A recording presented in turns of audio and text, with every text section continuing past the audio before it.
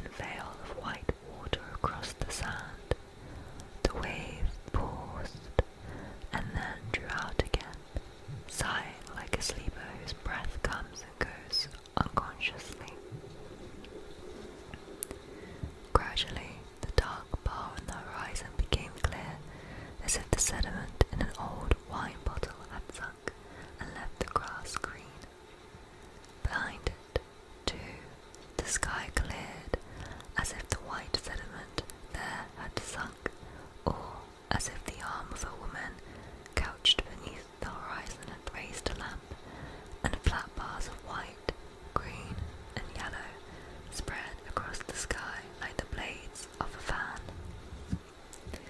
Then she raised her lamp higher, and the air seemed to become fibrous, and to tear away from the green surface, flickering and flaming in red and yellow fibres, like the smoky fire that roars from a bonfire. Gradually the fibres of the burning bonfire were fused into one haze, one incandescence, which lifted the weight of the wooden grey sky on top of it, and turned it to a million atoms of soft blue. The surface of the sea slowly became transparent, and lay rippling and sparkling until the dark stripes were almost rubbed out. Slowly the arm that held the lamp raised it higher, and then higher until a broad flame became visible.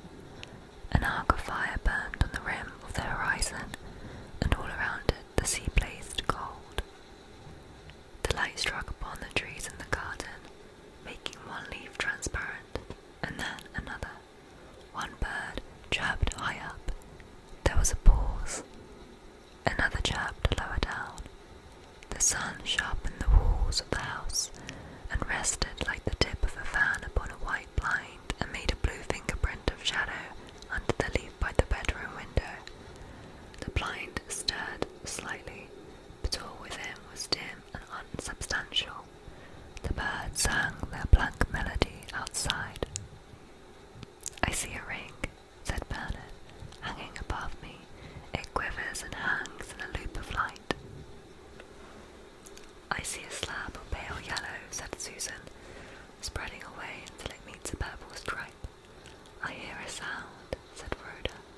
"Cheep, chirp, cheep, chirp, going up and down." "I see a globe," said Neville, hanging down in a drop against the enormous flanks of some hill. "I see a crimson tassel," said Ginny, "twisted with gold threads." "I hear something stamping," said Lewis. "A great beast's foot is chained. It stamps and stamps and stamps." "Look at the spider's web on the corner of the balcony," said Bernard. "It has beads of water on it, drops of white light. The leaves are gathered round the window like pointed ears," said Susan. "A shadow falls on the path," said Lewis, "like an elbow bent." "Islands of light are swimming on the grass," said Rhoda. "They have fallen through the trees." "The bird's eye are bright in the tunnels between the leaves," said Neville. "The stalks are covered with harsh, short hairs," said Ginny, "and drops of water have stuck to them." "A caterpillar is curled in a green ring," said Susan, "notched with blunt feet." "The grey-shelled snail draws across the path and flattens the blades behind him," said Rhoda. "And burning lights from the window panes flash in and out on the grasses," said Lewis. "Stones are gold to my feet," said Neville. "I feel each run, round or pointed, separately." "The back of my head burns," said Ginny, "but the palm is clammy and damp with dew." "Now the cock crows like a spurt of hard, red water in the white tide," said Bernard. "Birds are singing up and down and in and out all around us," said Susan. "The beast stamps, the elephant with its foot chained, the grapefruit on the peach stamps," said Lewis.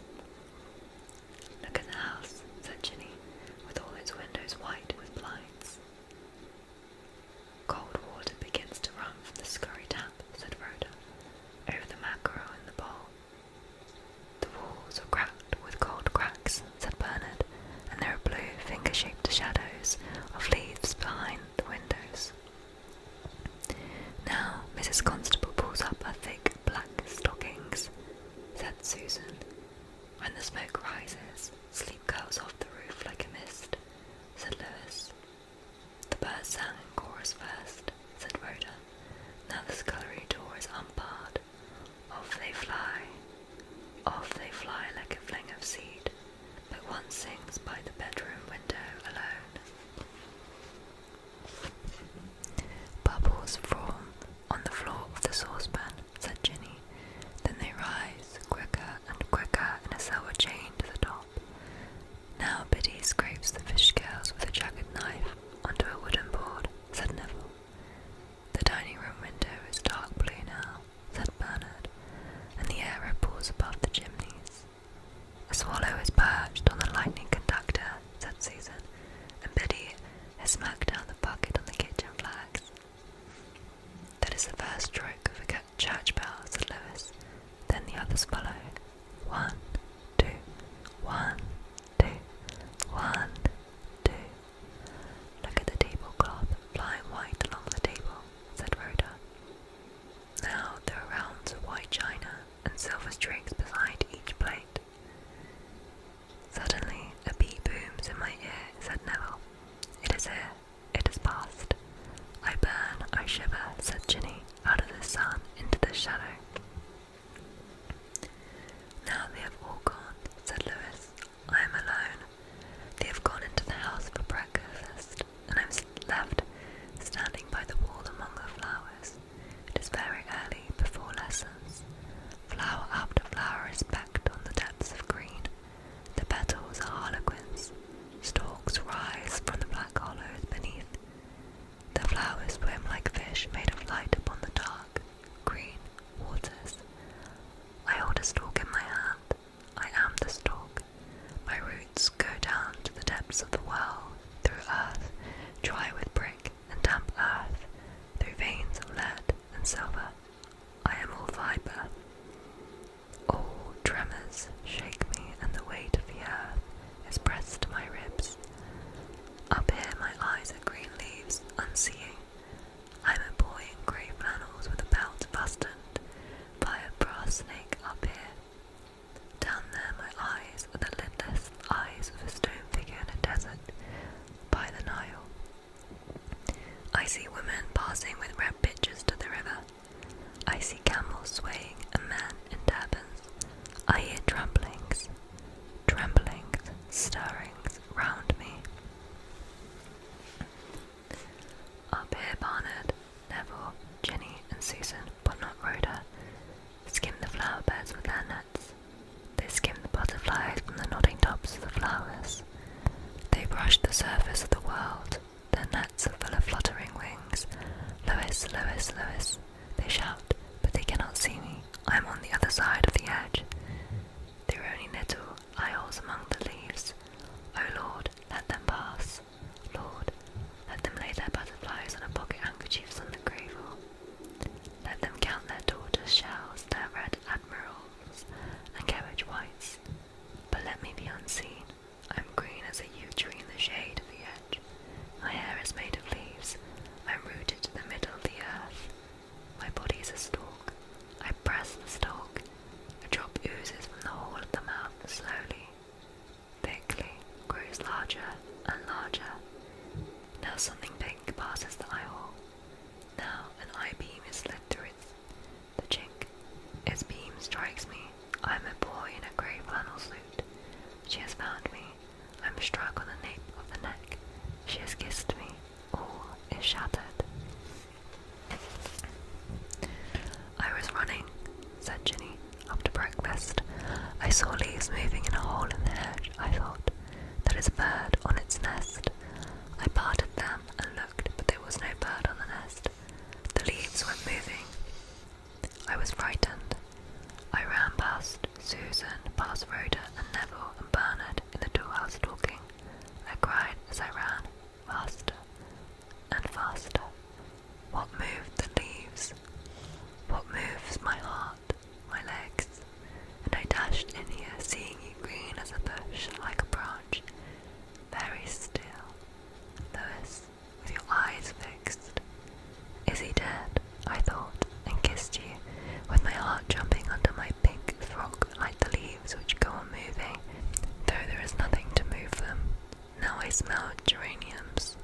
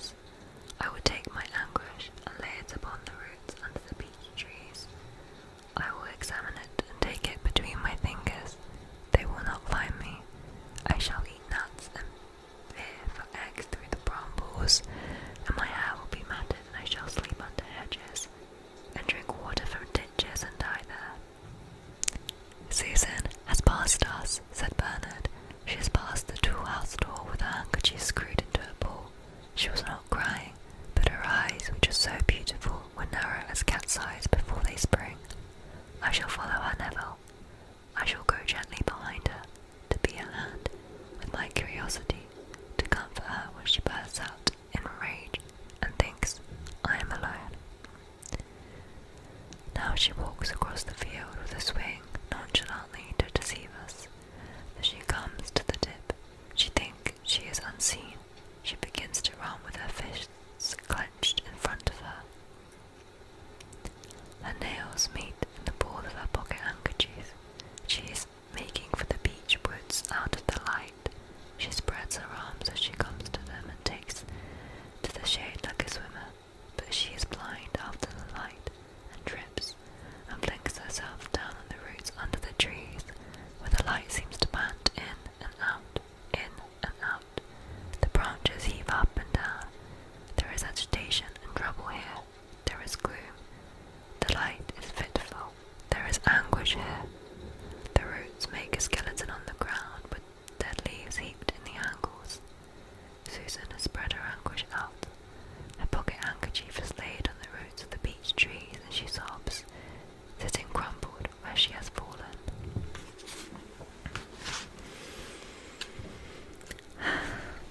I saw her kiss him, said Susan. I looked between the leaves and saw her. She danced and fleckled with diamond light as dust. And I'm squat, Bernard, I'm short. I have eyes that look close to the ground and see insects in the grass. The yellow warmth in my side turned to stone when I saw Jenny kiss Lois. I shall eat grass and die in a ditch in the brown water where dead leaves have rotted. I saw you go, said Bernard, as he passed the door of the toolhouse. I heard you cry, I am unhappy. I put down my knife. I was making boats out of firewood with Neville, and my hair is untidy, because when Mrs. Constable told me to brush it there was a fly in her web, and I asked, shall I free the fly? Shall I let the fly be eaten? So I am late always. My hair is unbrushed, and these strips of wood stick in it. When I heard you cry, I followed you, and I saw you put down your handkerchief, screwed up, with its rage, with its hate, knotted in it. But soon that will cease. Our bodies are close now. You hear me breathe. You see the beetle too carrying off a leaf on its back. It runs this way, then that way, so that even your desire while you watch the beetle to possess one single thing. It is Lois now, must waver, like the light in and out of the beech leaves. And then words, moving darkly in the depths of your mind, will break up this knot of hardness, screwed in your pocket handkerchief. I love, said Susan, and I hate. I desire one thing only.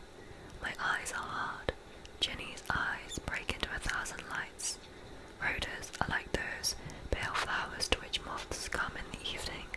Yours grow full and brim and never break. But I'm already set on my pursuit. I see insects in the grass.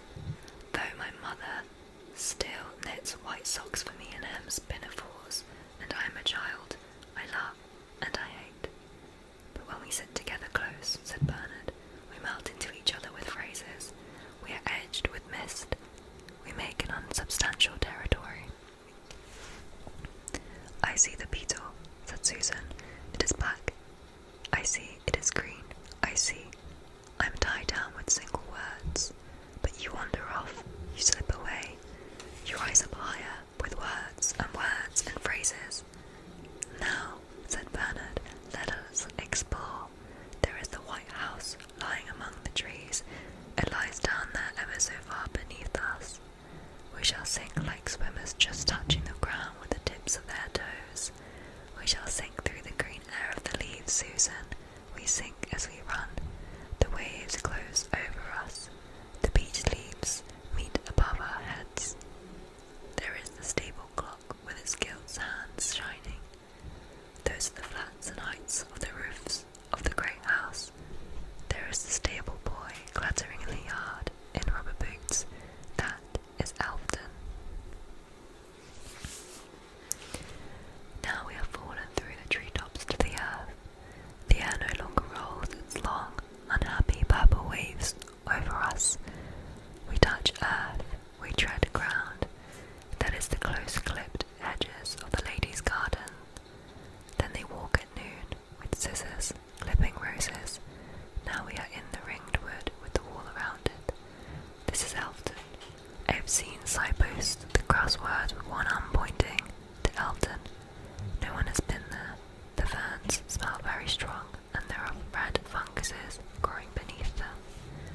Now we wake the sleeping doors who have never seen a human form. Now we tread on rotten oak apples, red with age and slippery. There is a ring of wall around this wood. Nobody comes here. Listen. That is the flop of a giant toad in the undergrowth. That is the patter of some primeval fir cone falling to rot among the ferns. Put your foot on this brink.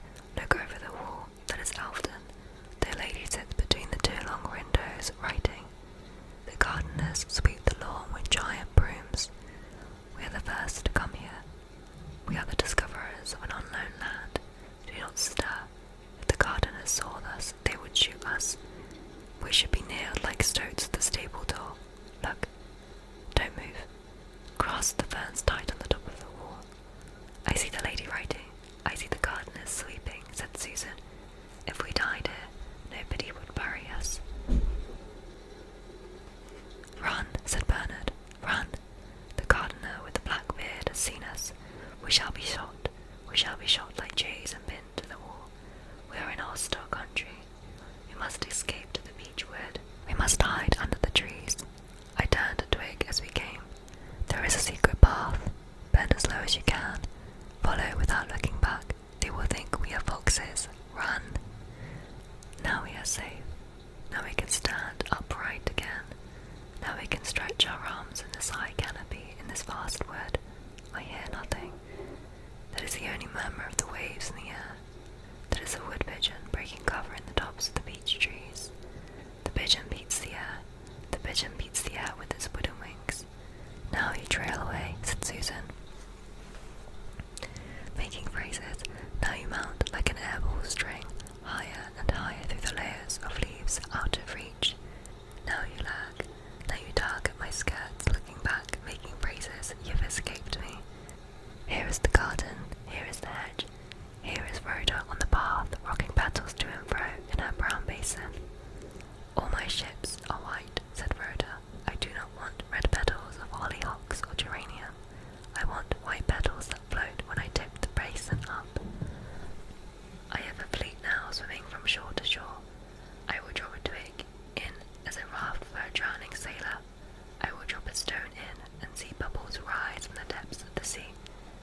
Neville has gone and Susan has gone. Ginny is in the kitchen garden picking currants with Lewis perhaps. I have a short time alone. While Miss Hudson spreads our copybooks on the schoolroom table. I have a short space of freedom. I have picked all the fallen petals and made them swim. I have put raindrops in some. I will plant a lighthouse here, ahead of sweet Alice, and I will now rock the brown basin from side to side so that my ships may ride the waves. Some will founder, some will dash themselves against the cliffs. One sails alone, that is my ship. It sails into icy caverns where the sea bear barks and the stellarities swing green chains. The waves rise, their crests curl. Look at the lights on the mastheads. They have scattered, they have foundered, all except my ship, which mounts the wave and sweeps before the gale, and reaches the islands where the parrots chatter, and the creepers. Where is Bernard? Said Neville. He has my knife. We were in the tool shed making boats, and Susan came past the door. Bernard dropped his boat and went after her, taking my knife, the sharp one that cuts the keel. He is like a dangling wire, a broken bell always twangling. He is like the seaweed hung outside the window, damp now dry. He leaves me in the lurch. He follows Susan, and if Susan cries, he will take my life and tell her stories. The big blade is an emperor. I hate dangling things. I hate dampish things. I hate wandering and mixing things together. Now the bell rings, and we shall be late. Now we must drop our toys. Now we must go in together. The copybooks are laid out side by side on the green baize table. I will not conjugate the verb, said Lewis, until Bernard has said it. My father is a banker in Brisbane, and I speak with an Australian accent. I will wait and copy Bernard. He is English. They are all English. Susan's father is a clergyman. Rhoda has no father.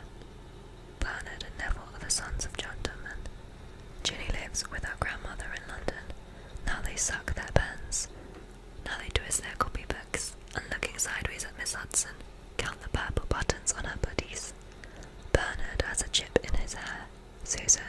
has a red look in her eyes. Both are flushed, but I am pale, I am neat, and my knickerbockers are drawn together by a belt with a brass snake. I know the lesson by heart. I know more than they will ever know.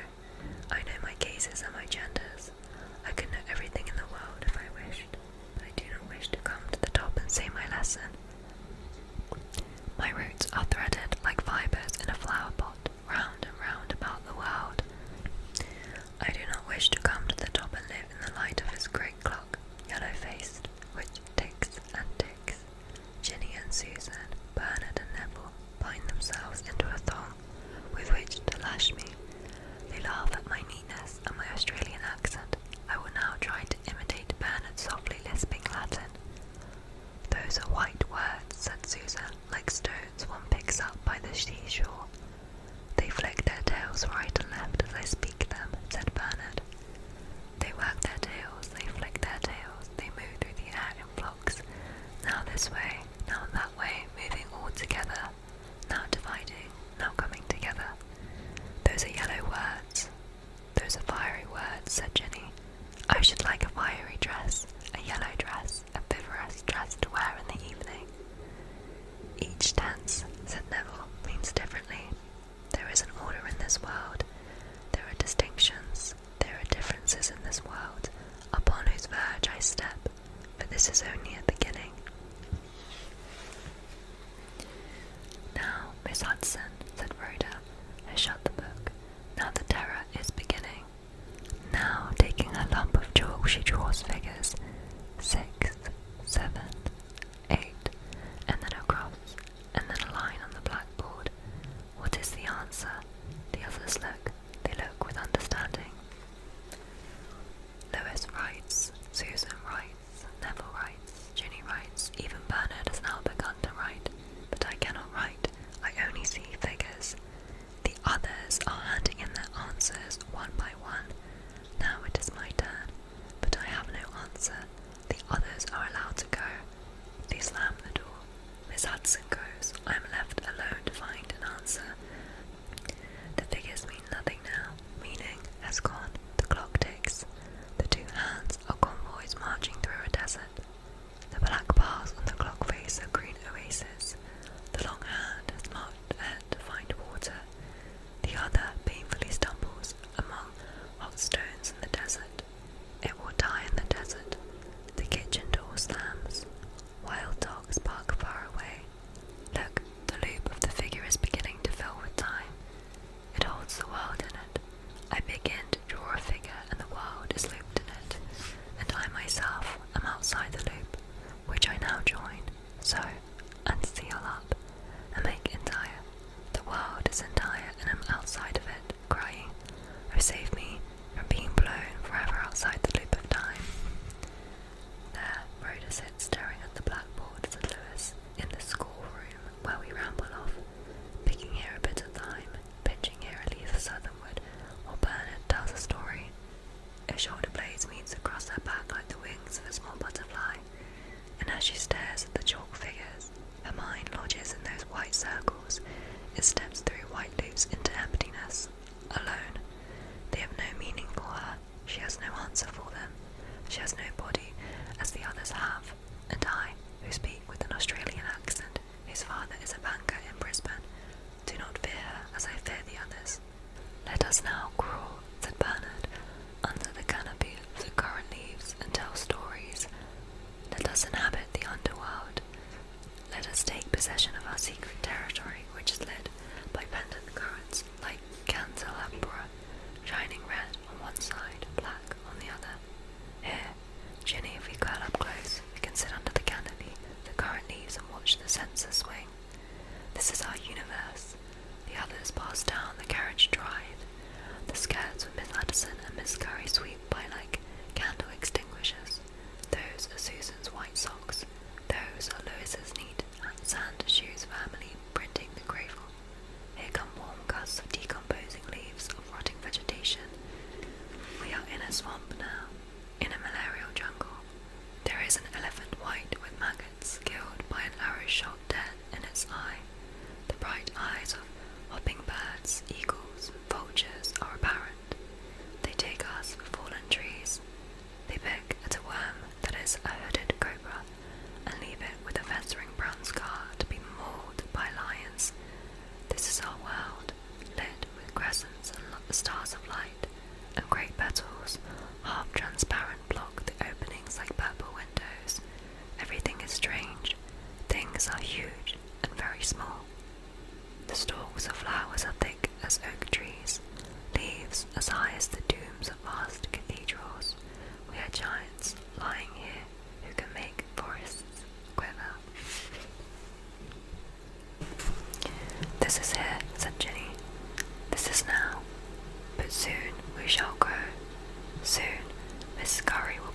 whistle. We shall walk. We shall part. You will go to school. You will have masters wearing crosses with white ties. I shall have a mistress in a school on the East Coast who sits under a portrait of Queen Alexandra. This is where I am going, and Susan and Rhoda. This is only here. This is only now. Now we lie under the currant bushes, and every time this breeze stirs, we are molded all over. My hand is like a snake's skin. My knees are pink, floating islands. Your face is like an apple tree, netted under. The heat is going, said Bernard, from the jungle. The leaves flap black wings over us. Miss Scurry has blown her whistle on the terrace. We must creep out from the awing of the currant leaves and stand upright. There are twigs in your hair, Ginny. There is a green caterpillar on your neck. We must form, 2 by 2. Miss Scurry is taking us for a brisk walk, while Miss Hudson sits at her desk, settling her accounts. It is dull, said Ginny, walking along the high road with no windows to look at, with no bleared eyes of blue glass let into the pavement. We must form into pairs, said Susan, and walk in order, not shuffling our feet, not lagging, with Lewis going first to lead us, because Lewis is alert and not a wool-gatherer. Since I am supposed, said Neville, to be too delicate to go with them, since I get so easily tired and then I'm sick, I will use this hour of solitude, this reprieve from conversation, to go around the blurriness of the house and recover, if I can, by standing on the same stair halfway up the landing, what I felt when I heard about the dead man through the spring door last night when Cook was shoving in and out of the dampers. He was found with his throat cut. The apple tree leaves became fixed into the sky. The moon glared. I was unable to lift my foot up the stair. He was found in the gutter. His blood gurgled down the gutter. His jaw was white as a dead goldfish. I shall call this structure, this rigidity, death among the apple trees, forever. They were the floating, pale grey clouds, and the immigrable tree, the impeccable tree with its grieved silver bark. The ripple of my life was unfailing. I was unable to pass by. There was an obstacle. I cannot summon this unintelligible obstacle, I said, and the others passed on. But we are doomed, all of us, by the apple trees, by the immigrable tree which we cannot pass. Now the stricture and rigidity are over, and I will continue to make my survey of the blurriness of the house in the late afternoon, in the sunset, when the sun makes oleaginous spots on the lilia, and a crack of light kneels on the wall, making the chair legs look broken. I saw Florrie in the kitchen garden, said Susan, as we came back from our walk with the washing blown out around her, the pyjamas, the drawers, the nightgowns blown tight, and Ernest kissed her. He was in his green baize apron cleaning silver, and his mouth was sucked like a purse in wrinkles, and he seized her with the pyjamas blown out hard between them.